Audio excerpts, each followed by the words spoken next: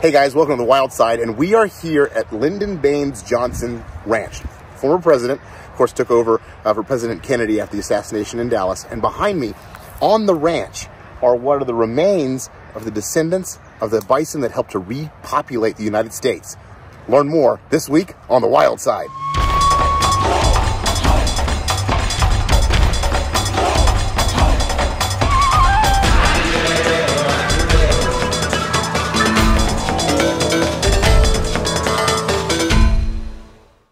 Now, before we talk about the conservation needed to get the bison back up in numbers, we got to talk about the bison in general. Now, a bison is a prehistoric mammal.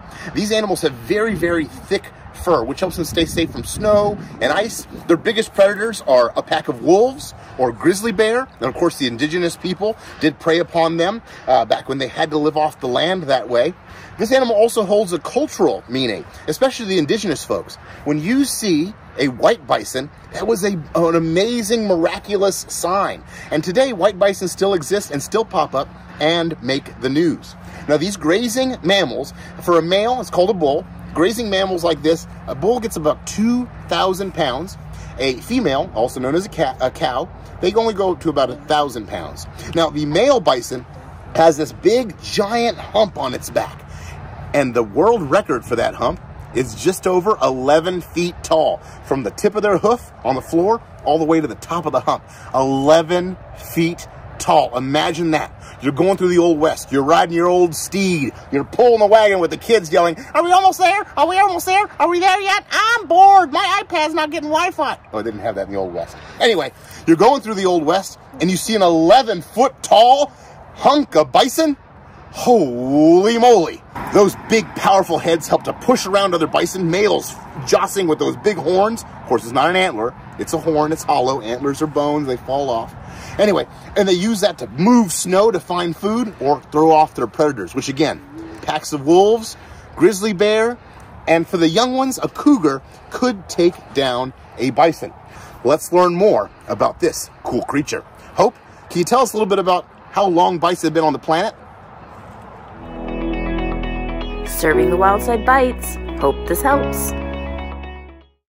So the American bison have been on planet Earth for a very long time. Fossil evidence actually suggests that bison have been around for at least 500,000 years. And during the Pleistocene, bison population were widespread and lived alongside other large mammals like mammoths, mastodons, and saber-toothed cats. Overall, bison have a long and rich history on planet Earth, and they continue to be an important iconic species in North America. But when you've been on a continent as long as they have, you tend to pick up different names. So as people from Asia and Africa arrived in North America, the bison was soon called a buffalo. But what's the difference between a buffalo and a bison? Well, buffalo refers to the water buffalo, which is native to Asia and Africa. And bison refers to the American bison, which are native to, you guessed it, North America. Bison also have short horns, and the water buffalo have long, curvy horns. So there you have it, Clay. I hope this helps. Now, these amazing mammals, well, they haven't always had a great place in society. In fact, they are still threatened, but at one point, they were extinct in the wild. So the JM Ranch right here in Texas is home to descendants of the bison that survived the Great Slaughter. And what's the Great Slaughter? Well, this is a time period between 1874 and 1877. When the settlers were pushing west, they would see these prehistoric-looking mammals. As far as the eye could see, there were so many bison, the Native Americans, the indigenous people, and the settlers have records saying that they could ride for ever, and what we know now are miles, ride for miles and miles without ever seeing the ground. They were so plentiful. There were over 30 million bison in the Great West. This was their plains. They grazed, they foraged through the trees. Well, the settlers took advantage of that. Now, the indigenous people, like right here in Texas where we are, this is where the Comanche hunted. The Comanche would use every bit of the bison, the hide, the hooves, the tongue, the organs. They would make shelter out of it. They would make weapons out of it. They would eat them. But when the settlers got here, they saw commercial use, especially the use of the tongue and the hide. And they thought, there's so many bison, there's no way we can kill them all off. And that begins the Great Slaughter. in 1874 to 1877.